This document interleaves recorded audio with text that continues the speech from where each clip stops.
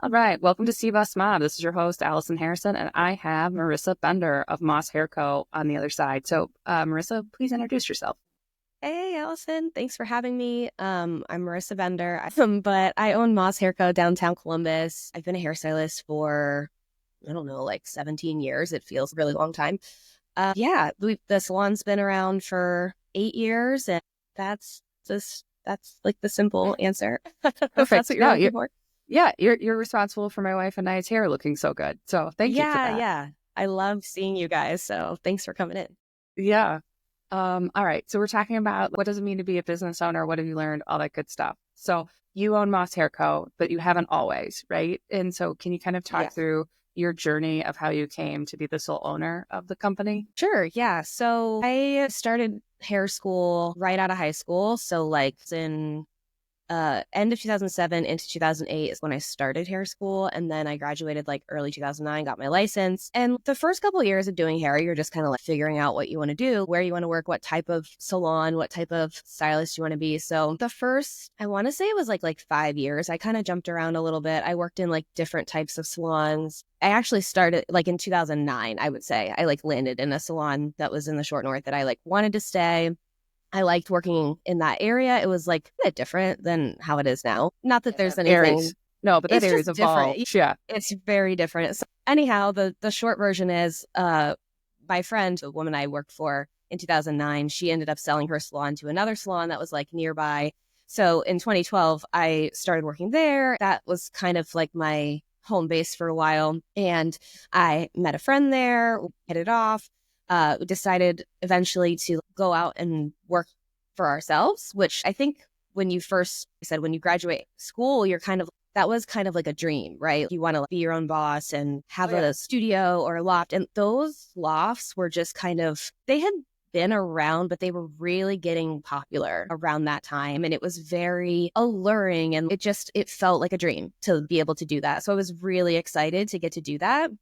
And had that experience with a friend for 2 years. And then we decided to open a salon together because I was working so different than I work now. But like I was taking a lot of clients, working a lot of hours. Because when you're new, especially going out on your own, I felt a lot of pressure to like really make it, like Yeah. really be able to support myself. And, you have rent to pay and like things are just, it's different. Like you running your own small business. So like all the responsibility that you used to have an employer taking care of, you have to now take care of. So 2 years How of old that, were you at that oh time? my Because that's gosh, what like 25. yeah, Yeah. like that is a lot for a 25-year-old to be like, oh, I've got to pay rent probably weekly. Because I think that's the model is Yes, like, it's weekly and it is a lot. It's funny because when I look back on it, I don't feel I was so young. But of course, like right. the older you get, you're like, damn, I was like really young doing some Yeah. weird thing. But it's crazy because honestly, I mean, nowadays too, I feel like people do it even younger, which we could come back and talk about that because I think I have opinions Yeah. about We that. talked But about that. Yeah. yeah, but like 25, yeah, I mean, I really felt I was, oh my gosh, like I'm like a real adult. Like I have my own little business. I like pay my own bills. Like, so the hustle was at an all-time high Yeah. when I was in the loss. So because I was like working at my like max capacity, I was like, man, it would be really nice to have an assistant. Because the salon that we used to work at, we had like a training program and like we had younger stylists come in and were able to assist like the busier stylists. So that's kind of like what started the idea to like, okay, well, we could find a bigger space and have people. And so Moss opened in 2016 and kind of grew that like with the traditional salon model, like commission assistants. I trained a lot of the people who like we brought on from like, hair school level until they got their chair. And it was fun. It was a great 4 years. Like, yeah, I don't know. It just like traditional salon model. So like, we were doing all of the things that you do in a loft, but now for other people, right? So like the biggest difference is the introduction of payroll, right? Like Oh, yeah. We when you're, talked about that. That's yeah, always like a gut check. We're like, crap. yeah, payroll crash course. And luckily, like we started with just one employee and luckily also got very good advice early on to put ourselves on payroll and to pay ourselves on payroll. So like, if we're talking about like advice for people, I would say That's a good Because one. did you find that you would forget to pay yourself if you weren't on payroll? Because I did that for a long time. Yeah, it was more like we don't know how to pay. Like it was like, okay, so when you're in a loft, they scare the shit out of you about like saving for your taxes because, when you're a sole proprietor, like the tax percentage is higher. You have to like set it aside and then just hope that all of your deductibles will balance out so that you don't have to write the biggest check of your life, which you end You up do. doing. Yeah. Yeah. It's the first year I did that, I was like, oh my God, like I'm gonna have to do this forever. So payroll was very attractive to not have to write that check, even though you give up more money up front, obviously, because you have tax withheld like the rest of everyone. That was like getting used to that was kind of weird, but it ended up serving us in the long run because when we had to shut down for COVID, we were employees. So like, even though it took a while, we ended up being eligible for the unemployment, which was so helpful. And then, yeah, after COVID, like after the shutdown, I mean, things were weird for everyone. But I think at that point, like my friend and I just realized that like we wanted different things. And, mainly like he wanted to be in a different location in the city. And I didn't want to do that. So I ended up staying here and kind of having an opportunity to redo the salon in a way that would serve me as a sole owner. And I kind of also through that process realized that like I didn't like paying people. Like payroll was so stressful. It's expensive. We can talk about that more too, because I know we were talking about that before, but like I think people underestimate like when you're like, oh yeah, like I want to have employees. It's like, well, yes, but like that is, yeah. it's more than even the responsibility of someone else's livelihood. It's like the responsibility of all of like the legal stuff and like it's just a lot of work. It's all the tax withholdings, all the contributions you have to do that like you're like, oh, I'm gonna pay them $15 an hour. Like, okay, Yeah, great. That's reasonable. 15 right. Easy. But then you're like, no, it's not actually $15. Like you No. also have federal taxes and state, and if you're It's a lot of providing math, and you have to yeah. have an accountant that really gets what you're doing too. So yeah, I was like, I'm taking this opportunity. Like, I'm not going to do that anymore. Like, if I'm going to keep this space and keep, being a salon owner, I don't want to be that type of salon owner anymore. So, I guess, yeah, it was like end of 2020. So like going into 2021, I rebranded kind of and transitioned the salon into a rental model, which, is kind of, I mean, the lofts, you have your own individual space, but obviously like in my setup, that's not how it is. So it's like working together as a team, but everybody would like rent their own chair. Fair. And that model, like, I think there, for a while, there used to be like a lot of salons that did that, like way back when. Like, I also grew up in a salon and grew up in many salons because my mom did nails too. So I used to see that all the time, like a booth rental salon. But the thing about those salons, like in like the 90s and early 2000s, was like there was no like unified brand or vibe or like team atmosphere. And so it always kind of felt like when you walked into those places that like, I don't want to say it was like a mess, but like kinda, because you might have like one stylist who has really high cleanliness standards and like somebody else who works really messy, which like those two things are fine. People can work different. They're really like, hard to coexist in the same vibe. Yeah. Yes, exactly. So I wanted to still hold a standard, but give people way more autonomy and give myself like unburden myself a little bit. Like, yeah, it just was like, okay, yeah, not running that payroll every 2 weeks where you're just like, oh, do I have enough in the account? Because that's always the fun game. and not having to like.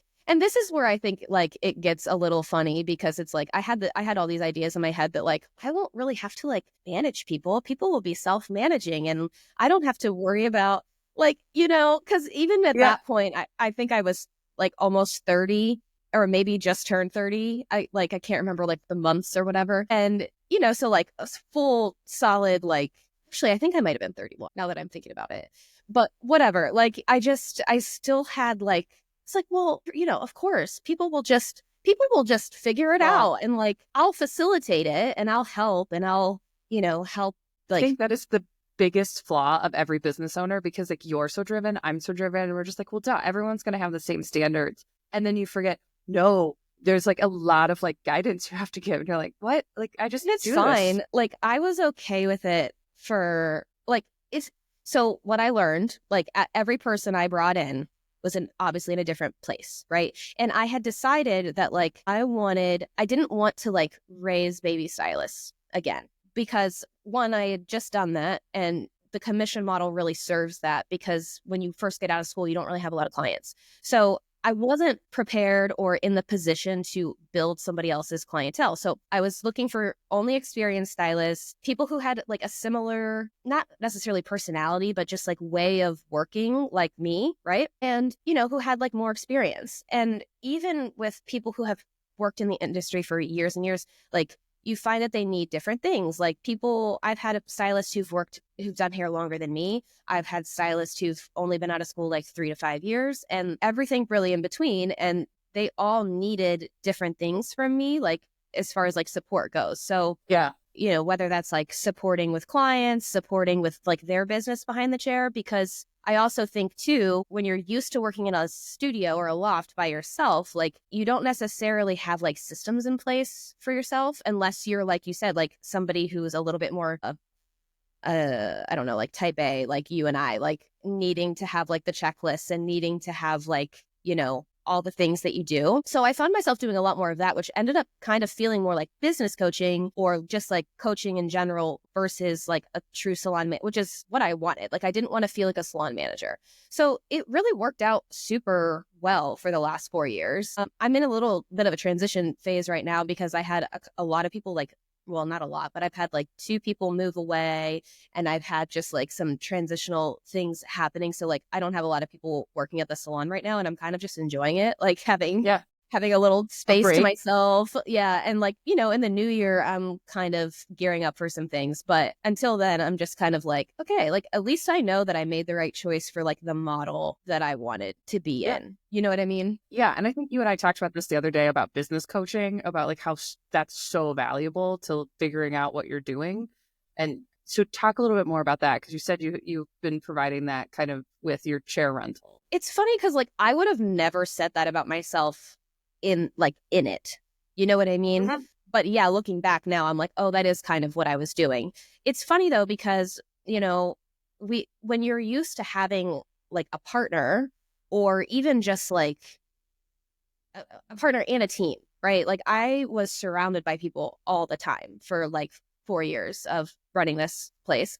And then when that like went away, I only, you only have yourself. So I took that time, and like that was the first time I invested in a business coach for myself, and actually like 2 different ones. One that was like focusing on marketing and like helping me kind of like rebrand the salon and market to like the type of stylist that I wanted. And then I Yeah. had another woman who was like helping me with systems, like for myself and for the salon collective, and like, how to communicate your expectations and like what you should have them sign when it's they're not your employee. So there's like a legality to that. I mean, I know I don't have to tell you that. You obviously know. Yeah. But so it's like writing the lease in a way that, hey, I am not your employer, but you are agreeing to these things in my Like space. rules. Yeah. Yeah. Yeah. Just But right. I say that's pretty go ahead. common in most leases, is like, here are the rules of the rental space, like, Right. So, Yeah. so But I had never signed a contract like that before because I had never worked in a space like mine. Like I've only worked in like the studio where it's like your own. You know what I mean? But yeah, so those coaches were invaluable, and it really taught me that like you can't do it by yourself. Like at least for someone like me, like I process verbally. Like I'm someone who has word vomit a lot. I'm a talker. Like like I like to process things out loud. I mean, obviously there are things that I keep to myself too, but when it's yeah. stuff like this, I feel like the back and forth and like the pushback, even like if somebody's like, hey, like why would you do that? Or that doesn't sound like a good idea. Like I really need that. And so, it was just kind of the realization that like I have to pay for this right now because I don't have someone else in my life who's filling that specific role. Yeah. And it's not something that your husband can necessarily be No. the only person, right? I Like mean, there he's is, so supportive, but like, he's not a hairstylist and he's not in the industry. So like I go to him for when I want the outside perspective and when I want the overall, just like general perspective of like, hey, like, as a consumer who knows nothing about hair or about salon industry, like from a general business perspective or a general like consumer perspective. Like, how does this sound? And he always will tell me something that I didn't think of, which is really nice to have. But yeah, when you're talking about like actual salon systems, I'm like, well, no, I need someone who's going to help me with like salon systems. You know what I mean? Yeah, he's probably not going to know like the right procedure for making sure that the shampoo and conditioner is always there and the bowls are clean. And yeah, right. Yeah, I think it's really important to have, I call it board of directors, but whatever you want to call it is like, well, who are the people who are your sounding board to be like, I'm thinking about this thing. Did I do it right? Because it can feel like a lonely island if you don't have that. Yeah, and then you ruminate. I tend to like talk myself out of, it's so funny because I feel like there's two different types of people. There's like the people who like make themselves a little delusional to like the big thing that they want, and they're like, well, I'm just gonna have it, I'm gonna do it no matter what. And like that actually I think serves you better, because those people just do the thing. Yeah. Whereas like I have like severe like imposter syndrome, and so when I think of the thing that I want, I will immediately like try to talk myself out of it, unless I have somebody there to be like, no, like this is what totally you want. Do it. Like yeah. Like I need a cheerleader. The last, I would say this past year, I didn't really have someone super consistently, but the first 2 years of redoing the business was like, it was crucial to have that person to go back. And all of the coaches that I've worked with, there's actually 3 total that I've worked with really consistently.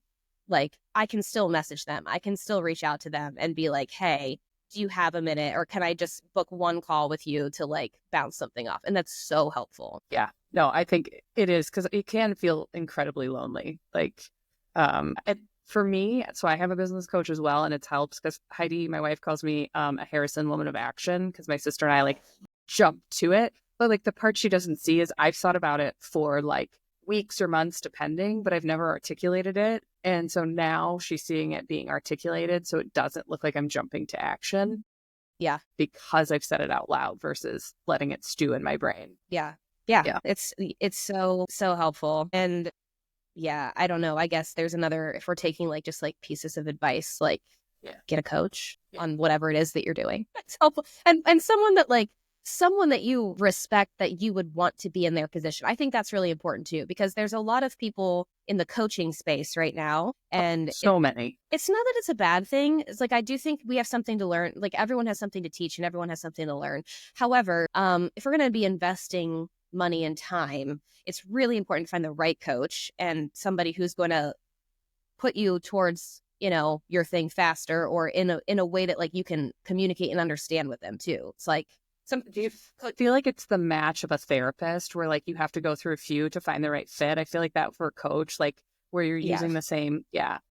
I definitely think it can be. It's like, but the problem is like a lot of times people want you to like invest a certain amount before you even can get a taste of it, which is why I think social media is really helpful. Because like all of the coaches that I've worked with, I guess except for one I met in person, it's just, you got to be able to see like what the vibe is, you know? So I think the social media is really helpful for that, to like find somebody and see like, okay, do I like their approach? Do I like their personality and all of that stuff? Not that it's required, but I just think it's helpful to know what you're getting into. No, I think that's great. The coaching program I have, they have multiple coaches. And so if you don't vibe with someone, you can just switch to a new coach, which I think is incredibly helpful. Or sometimes like they were great and now you're ready for just a different influence. And so like for me, I can, if I need to, I can move. I think I've gone through like 4 or 5, but I love that. That's awesome. Also true about the number of therapists I think I've gone through at different points of my life, because you need different things at different points in your career or your life. Yeah, absolutely. Yeah. All right. So I want to circle back to something. So you had a business partner and now you don't. Can you say like, what's the biggest takeaway of like, I went into business with someone and I wish I knew X? Because I as a lawyer get a lot of people who are like, I want to go into business with like my fraternity brother. And I'm like, okay, that's great. But like, let's talk about a lot more of what does it mean to go into business with someone? Okay. Well, lots of things. I have lots of thoughts. I think let's start with the fact that, and I actually learned this from a lawyer, but I think it's overlooked. People, okay, if you're going to do a partnership, everybody wants, we're going to be 50-50. It's going to be 50-50, 50-50, 50-50. Nightmare. Because it's like, we want to be fair. We want to be fair. Somebody has to have 51%.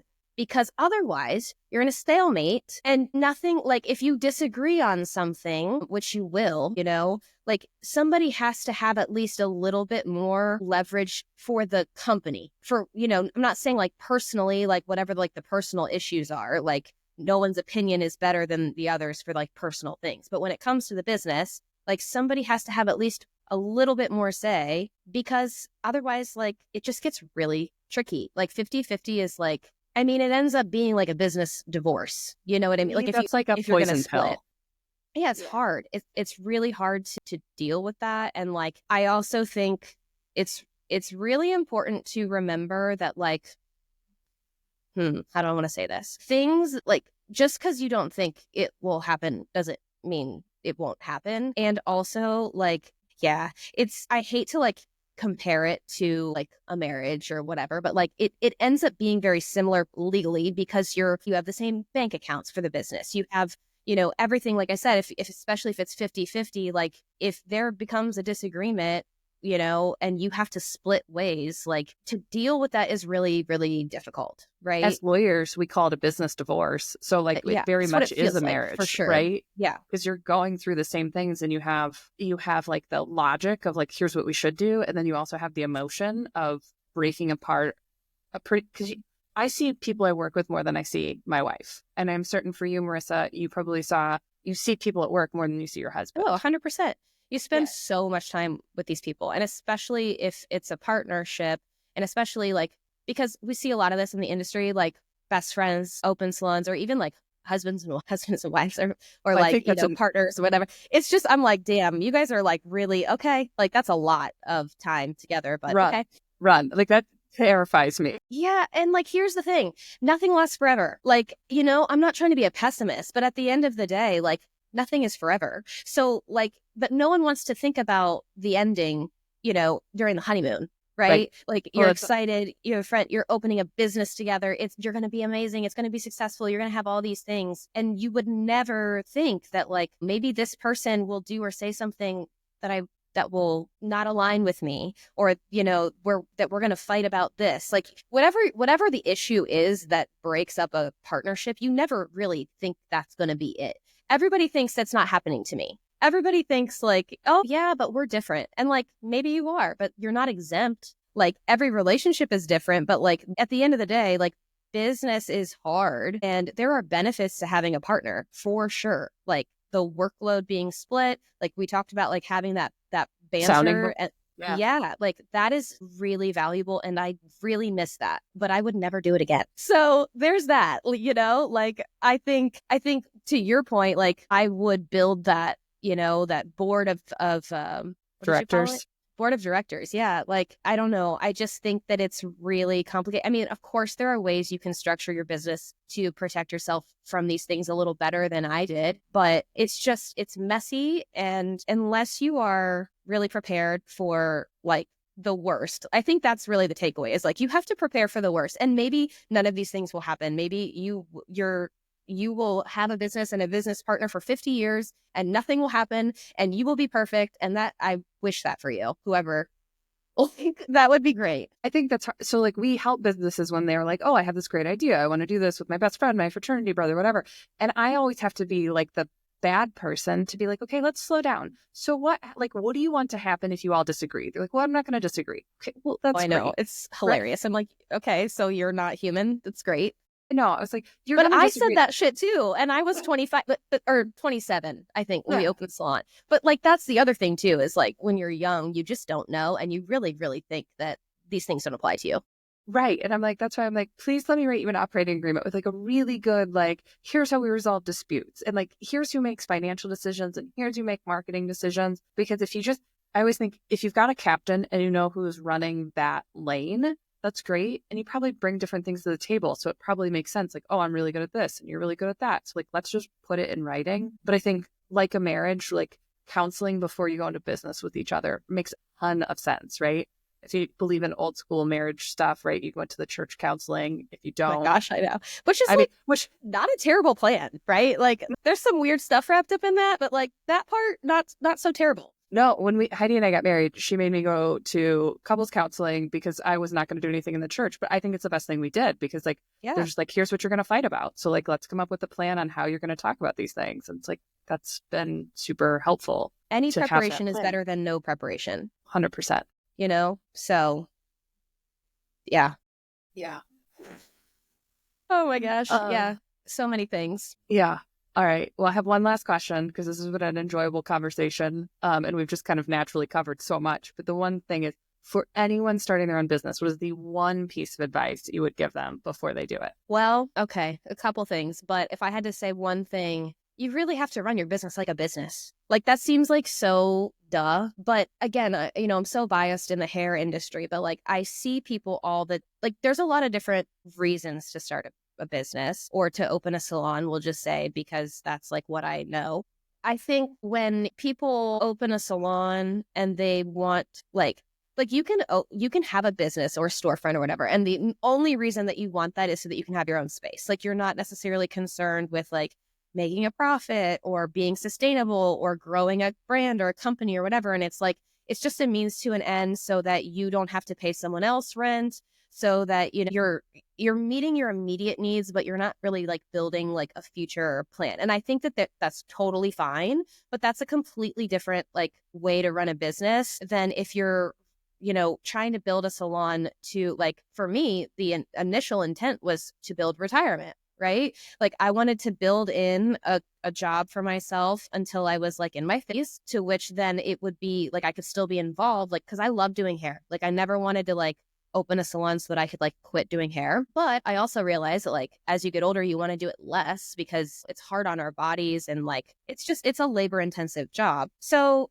that was my goal, was to like build a salon that would be like sustainable for my future, and to do that, you have to be focused on profit. You have to be focused on systems. You have to be focused on building a brand that's going to last, or building up a team of people who like want to stay with you and supporting them when they want to leave, so that, you're building community and all of these things. Like it all matters. And so if you don't want to fully embody that, like, and again, I'm speaking in my mind, like to most like salon owner types, because that's just all that I know. It's like, But if this being is the generally salon, applicable.